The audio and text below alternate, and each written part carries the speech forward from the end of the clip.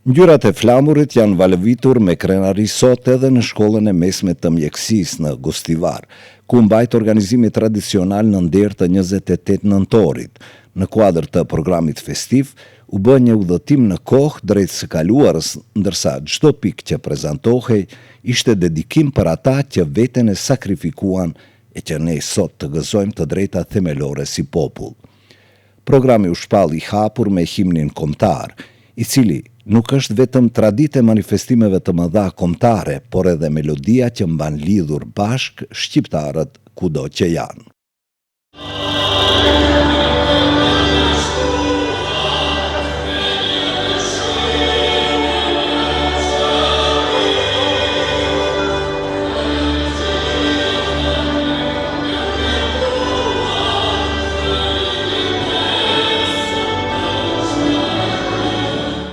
Programi vijoi me poezi, recitale, këngë valle, ku nxënësit shkrin talentin duke mundësuar një shënim të denjë të kësaj feste të madhe për të gjithë shqiptarët.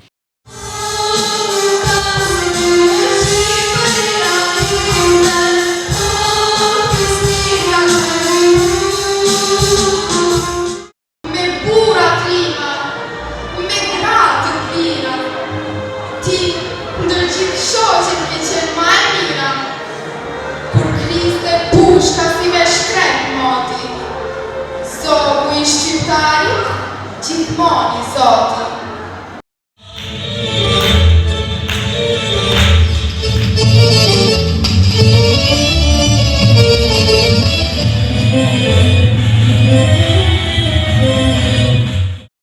Në referatin kryesor dedikuar 28 nëntorit u sollën jo vetëm momentet kyçe që sollën pavarësinë, por edhe çmimin që pagoi Gostivari në korrik të vitit 1997 e që kanë të bëjnë me mbrojtjen e flamurit kombëtar shqiptar. Janë kujtime të dhimbshme, plak që ende gjakosin ata të 97-s, kur rrugët e Gostivarit u përgjakën nga gjaku i shqiptarëve që dolën në mbrojtje të flamurit. Kjo lidhje me flamurin në thelb është lidhje me shtetin shqiptar. Në këtë ditë të shënuar, përkulemi për të gjithë ata të cilat luftuan dhe fluan veten e tyre për këtë flamur. Ç'të themi sot pas 113 vjetësh? Ku jemi?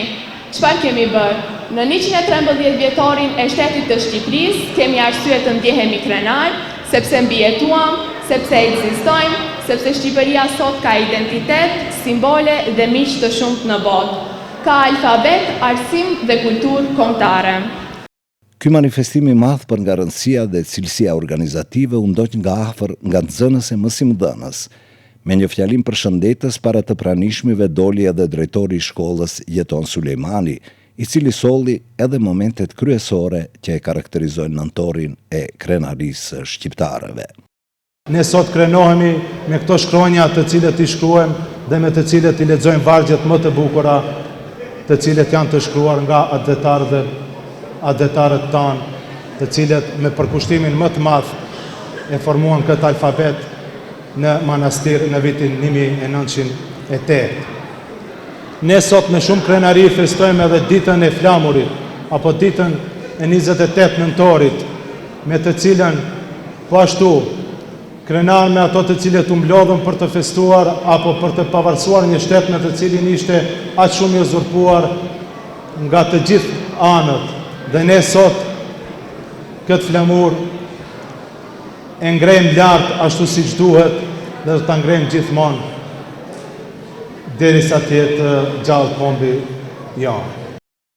Festat e 28 nëntorit në Gostivar filluan më herët për shkak të traditës së krijuar ndër vite që qytetarët shkojnë në Shqipëri për të festuar të bashkuar.